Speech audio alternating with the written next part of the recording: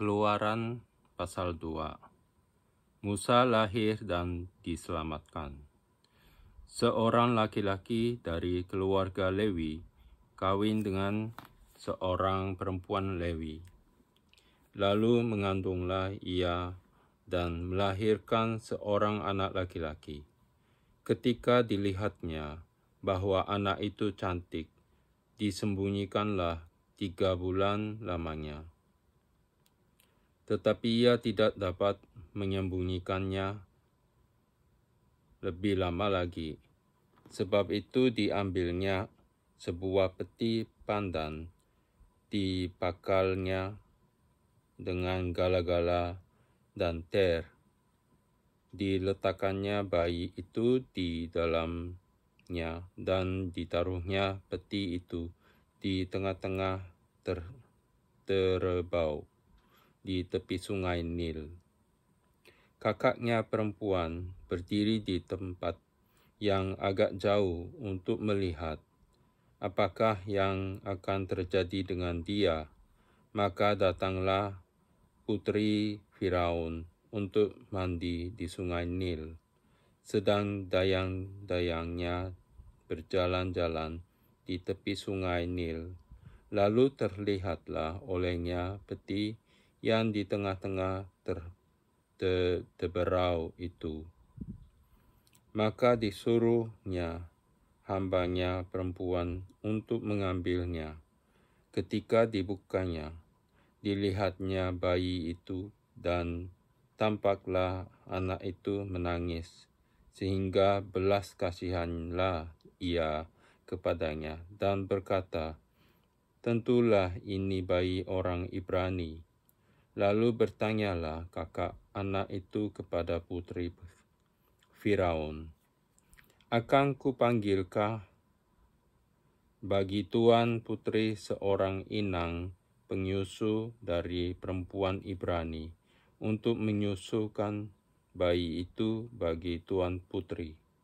Sahut putri Firaun kepadanya, "Baiklah." Lalu pergilah gadis itu memanggil ibu bayi itu. Maka berkatalah putri Firaun kepada ibu itu, "Bawalah bayi ini dan susukanlah dia bagiku, maka aku akan memberi upah kepadamu." Kemudian perempuan itu mengambil bayi itu dan menyusuinya. Ketika anak itu telah besar, dibawanyalah kepada putri Firaun, yang mengangkatnya menjadi anaknya dan menamainya Musa, sebab katanya, "Karena aku telah menariknya dari air." Musa membela bangsanya. Ia lari ke tanah Midian.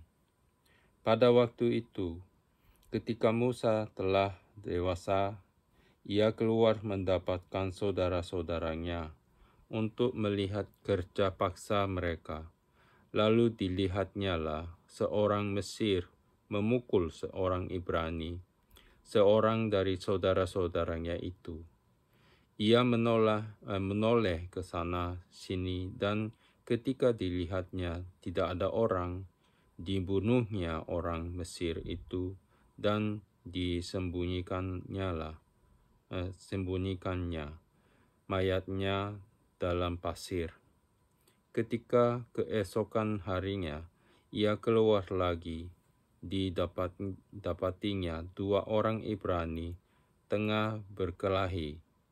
Ia bertanya kepada yang bersalah itu, "Mengapa engkau pukul temanmu?" Tetapi jawabnya, "Siapakah yang mengangkat engkau menjadi pemimpin dan hakim atas kami? Apakah engkau bermaksud membunuh aku, sama seperti engkau telah membunuh orang Mesir itu?"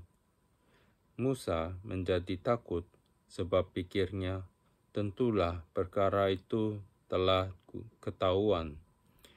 Ketika Firaun mendengar tentang perkara itu, dicarinya ikhtiar untuk membunuh Musa. Tetapi Musa melarikan diri dari hadapan Firaun dan tiba di tanah Midian. Lalu ia duduk-duduk di tepi sebuah sumur. Adapun imam di Midian itu mempunyai 7 anak perempuan. Mereka datang menimba air dan mengisi palungan-palungan untuk memberi minum kambing domba ayahnya. Maka datanglah gembala-gembala yang mengusir mereka. Lalu Musa bangkit menolong mereka dan memberi minum kambing domba mereka. Ketika mereka sampai kepada Reuel, ayah mereka, berkatalah ia, "Mengapa selekas itu kamu pulang hari ini?" Jawab mereka, "Seorang Mesir menolong kami terhadap gembala-gembala. Bahkan ia menimba air banyak-banyak untuk kami dan memberi minum kambing domba." Ia berkata kepada anak-anaknya, "Di manakah ia? Mengapakah kamu tinggalkan orang itu? Panggillah dia makan." Musa bersedia tinggal di rumah itu. Lalu diberikan Reuel Zipora, anaknya, kepada Musa. Perempuan itu melahirkan seorang anak laki-laki, maka Musa menamainya Gersom, sebab katanya, "Aku telah menjadi seorang pendatang di negeri asing." Musa diutus Tuhan. Lama sesudah itu matilah Raja Mesir, tetapi orang Israel masih mengeluh karena perbudakan dan mereka berseru-seru sehingga teriak mereka minta tolong karena perbudakan itu sampai kepada Allah. Allah mendengar mereka mengerang. Lalu ia mengingat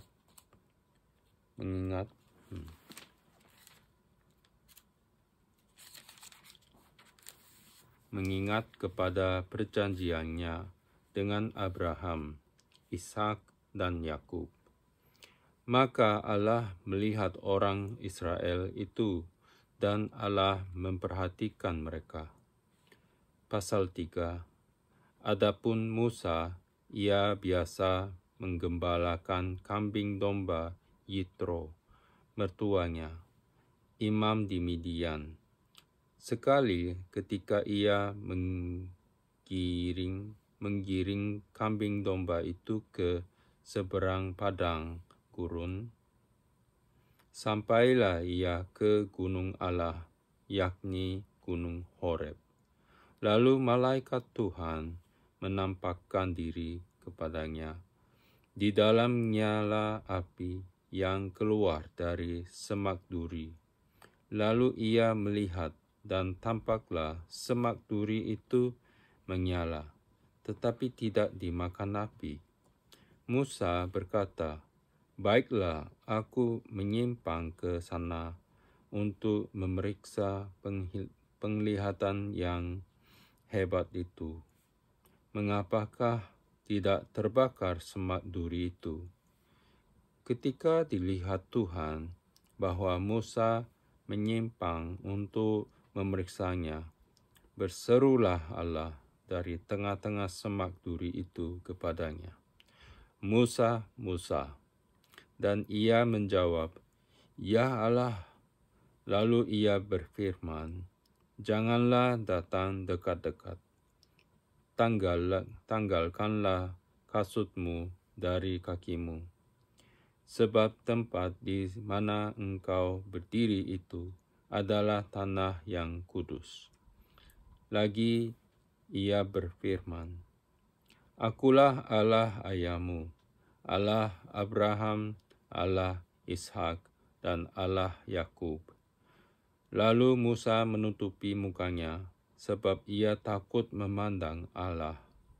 Dan Tuhan berfirman, Aku telah memperhatikan dengan sungguh kesengsaraan umatku di tanah Mesir, dan aku telah mendengar seruan mereka yang disebabkan oleh pengerah-pengerah mereka.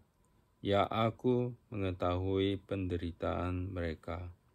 Sebab itu, aku telah turun untuk melepaskan mereka dari tangan orang Mesir dan menuntun mereka keluar dari negeri itu ke suatu negeri yang baik dan luas, suatu negeri yang berlimpah-limpah susu dan madunya, ke tempat orang Kanaan, orang Het, orang Amori, orang Feris, orang Hewi, dan orang Yebus.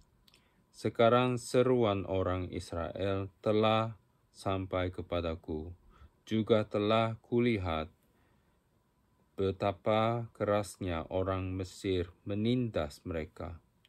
Jadi sekarang pergilah, aku mengutus engkau kepada Firaun untuk membawa umatku, orang Israel, keluar dari Mesir.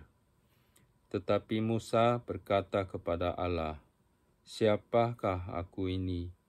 Maka aku yang akan menghadap Firaun dan membawa orang Israel keluar dari Mesir. Lalu firman-Nya, "Bukankah aku akan menyertai engkau? Inilah tanda bagimu bahwa aku yang mengutus engkau. Apabila engkau telah membawa bangsa itu keluar dari Mesir, maka kamu akan beribadah kepada Allah di gunung ini." Lalu Musa berkata kepada Allah, "Tetapi apabila aku mendapatkan orang Israel dan berkata kepada mereka, 'Allah nenek moyangmu telah mengutus aku kepadamu,' dan mereka bertanya kepadaku, 'Bagaimana tentang namanya?' Apakah yang harus kujawab kepada mereka?" Firman Allah kepada Musa, "Aku adalah Aku."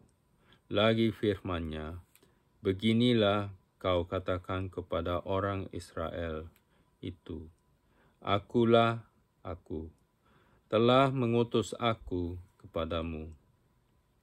Selanjutnya berfirmanlah Allah kepada Musa, "Beginilah kau katakan kepada orang Israel, Tuhan, Allah nenek moyangku, Allah Abraham, Allah Ishak, dan Allah Yakub, telah mengutus aku kepadamu. Itulah namaku untuk selama-lamanya, dan itulah sebutanku turun-temurun. Pergilah, kumpulkanlah para tua-tua Israel, dan katakanlah kepada mereka, Tuhan, Allah nenek moyangmu, Allah Abraham, Ishak, dan Yakub, telah menampakkan diri kepadaku, serta berfirman, Aku sudah mengindahkan kamu, juga apa yang dilakukan kepadamu di Mesir. Jadi aku telah berfirman, Aku akan menuntun kamu keluar dari kesengsaraan di Mesir, menuju ke negeri orang Kanaan, orang Het, orang Amori, orang Feris, orang Hewi, dan orang Yebus, ke suatu negeri yang berlimpah-limpah susu dan madunya. Dan bila mana mereka mendengarkan perkataanmu, maka engkau harus beserta pada para tua-tua Israel pergi kepada Raja Mesir. Dan kamu harus berkata kepadanya, Tuhan, Allah orang Ibrani, telah menemui kami.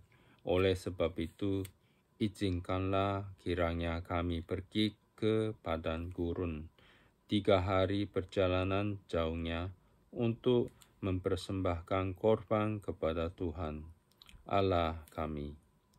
Tetapi aku tahu bahwa Raja Mesir tidak akan membiarkan kamu pergi, kecuali dipaksa oleh tangan yang kuat. Tetapi aku akan mengacungkan tanganku dan memukul Mesir dengan segala perbuatan yang ajaib yang akan kulakukan di tengah-tengahnya. Sesudah itu, ia akan membiarkan kamu pergi. Dan aku akan membuat orang Mesir bermurah hati terhadap bangsa ini, sehingga apabila kamu pergi, kamu tidak pergi dengan tangan hampa, tetapi tiap-tiap perempuan harus meminta dari tetangganya dan dari perempuan yang tinggal di rumahnya barang-barang perak dan emas dan kain-kain yang akan kamu kenakan kepada anak-anakmu lelaki dan perempuan. Demikianlah kamu akan merampasi orang Mesir itu.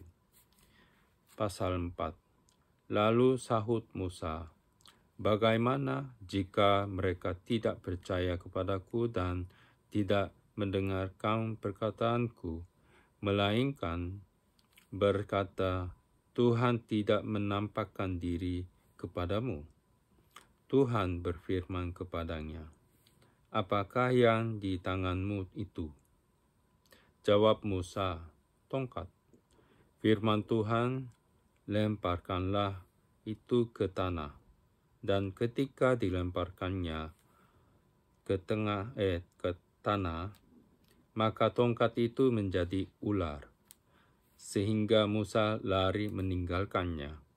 Tetapi firman Tuhan kepada Musa, ulurkanlah tanganmu dan peganglah ekornya. Musa mengulurkan tangannya, ditangkapnya ular itu, lalu menjadi tongkat tangannya, supaya mereka percaya bahwa Tuhan Allah nenek moyang mereka, Allah Abraham, Allah Ishak, dan Allah Yakub, telah menampakkan diri kepadamu. Lagi firman Tuhan kepadanya, masukkanlah tanganmu ke dalam bajumu. Dimasukkannya tangannya ke dalam bajunya, dan setelah ditariknya keluar, maka tangannya kena kusta, putih seperti salju. Sesudah itu firman-Nya, masukkanlah tanganmu kembali ke dalam bajumu. Musa memasukkan tangannya kembali ke dalam bajunya, dan setelah ditariknya keluar, maka tangan itu pulih kembali seperti seluruh badannya. Jika mereka tidak percaya kepadamu dan tidak mengindahkan tanda mujizat yang pertama, maka mereka akan percaya kepada tanda mujizat yang kedua.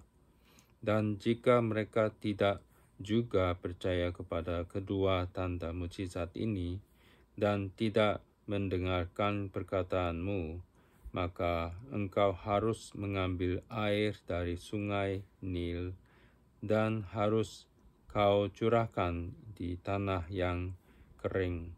Lalu air yang kau ambil itu akan menjadi darah di tanah yang kering itu. Lalu kata Musa kepada Tuhan, Tuhan, aku ini tidak pandai bicara, dahulu pun tidak, dan sejak engkau berfirman kepada hamba-Mu pun tidak. Sebab aku berat mulut dan berat lidah. Tetapi Tuhan berfirman kepadanya, siapakah yang membuat lidah manusia? Siapakah yang membuat orang bisu atau tuli? Membuat orang melihat atau buta? Bukankah aku, yakni Tuhan? Oleh sebab itu, pergilah, aku akan menyertai lidahmu dan mengajar engkau apa yang harus kau katakan. Tetapi Musa berkata, "Ah Tuhan, utuslah kiranya siapa saja yang patut kau utus." Maka bangkitlah murka Tuhan terhadap Musa, dan ia berfirman, "Bukankah di situ Harun, orang Lewi itu, kakakmu? Aku tahu bahwa ia pandai bicara. Lagi pula ia telah berangkat menjumpai engkau. Dan apabila ia melihat engkau, ia akan bersukacita dalam hatinya. Maka engkau harus berbicara kepadanya dan menaruh perkataan itu ke dalam mulutnya. Aku akan menyertai lidahmu dan lidahnya, dan mengajarkan kepada kamu apa yang harus kamu lakukan. Ia harus berbicara bagimu kepada bangsa itu. Dengan demikian, ia akan menjadi penyambung lidahmu, dan engkau akan menjadi seperti Allah baginya. Dan bawalah tongkat ini dan di tanganmu, yang harus kau pakai untuk membuat tanda-tanda mukjizat. Musa kembali ke Mesir. Lalu Musa kembali kepada mertuanya, Yitro, serta berkata kepadanya, "Izinkanlah kiranya aku kembali kepada saudara-saudaraku yang ada di Mesir, untuk melihat apakah mereka masih hidup." Yitro berkata kepada Musa, "Pergilah dengan selamat. Adapun Tuhan sudah berfirman kepada Musa di Midian, kembalilah ke Mesir, sebab semua orang yang ingin mencabut nyawamu telah mati." Kemudian Musa mengajak istri dan anak-anaknya lelaki, lalu menaikkan mereka ke atas keledai, dan ia kembali ke tanah Mesir. Dan tongkat Allah itu dipegangnya di tangannya. Firman Tuhan kepada Musa, "Pada waktu engkau hendak kembali ini ke Mesir, ingatlah supaya segala mukjizat yang telah kuserahkan ke dalam tanganmu, kau perbuat di depan Firaun. Tetapi aku akan mengeraskan hatinya, sehingga ia tidak membiarkan bangsa itu pergi. Maka engkau harus berkata kepada Firaun, beginilah firman Tuhan, Israel ialah anakku, anakku yang sulung. Sebab itu aku berfirman kepadamu, biarkanlah anakku itu pergi, supaya ia beribadah kepadaku. Tetapi jika engkau menolak membiarkannya pergi, maka aku akan membunuh anakmu yang sulung." Tetapi di tengah jalan, di suatu tempat bermalam, Tuhan bertemu dengan Musa dan berikhtiar untuk membunuhnya. Lalu Zipora mengambil pisau batu, dipotongnya kulit khatan anaknya, kemudian disentuhnya dengan kulit itu kaki Musa sambil berkata, "Sesungguhnya engkau pengantin darah bagiku." Lalu Tuhan membiarkan Musa. "Pengantin darah," kata Zipora waktu itu, karena mengingat sunat itu. Berfirmanlah Tuhan kepada Harun, "Pergilah ke..."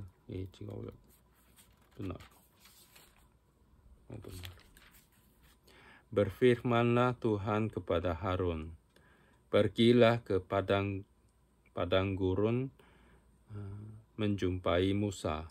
Ia pergi dan bertemu dengan dia di gunung Allah, lalu menciumnya. Kemudian Musa memberitahukan kepada Harun segala firman Tuhan yang disuruhkannya kepadanya untuk disampaikan dan segala tanda mukjizat yang diperintahkannya kepadanya untuk dibuat. Lalu pergilah Musa beserta Harun dan mereka mengumpulkan semua tua-tua Israel. Harun mengucapkan segala firman yang telah diucapkan Tuhan kepada Musa, serta membuat di depan bangsa itu tanda-tanda mukjizat itu. Lalu percayalah bangsa itu, dan ketika mereka mendengar bahwa Tuhan telah mengindahkan orang Israel dan telah melihat kesengsaraan mereka, maka berlututlah mereka dan sujud menyembah.